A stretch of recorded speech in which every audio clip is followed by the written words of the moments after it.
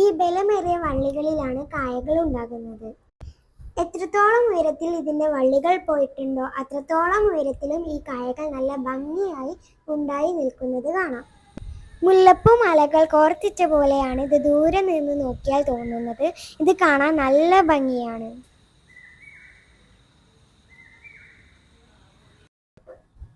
വലിയ മരങ്ങളിൽ ചുറ്റി വളരുന്ന ഈ വള്ളിച്ചെടി ഒരുപാട് ഔഷധ ഗുണങ്ങളുള്ളതാണ്.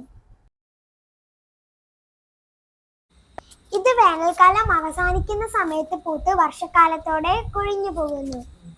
ചെറിയ പൂക്കളായാണ് ആദ്യം ഉണ്ടാവുക. ഇത് പച്ച മുന്തിരിക്കുല പോലെ തോന്നും. പിന്നീട് ഇത് റെഡ് കലർന്ന കളറായി മാറും. ഇത് നിൽക്കുന്ന സ്ഥലം ചെറിയ കാട് പോലെയാണ്. അതുകൊണ്ട് തന്നെ ഇവിടെ ധാരാളം കിളികൾ ഉണ്ടാകാറുണ്ട്. എന്നാൽ ഒരു കിളി പോലും ഈ കായ കഴിക്കാൻ വരാറില്ല. വിഷാംശമുള്ളതാണ് ഇതിന്റെ കായ എന്ന് പറയപ്പെടുന്നു.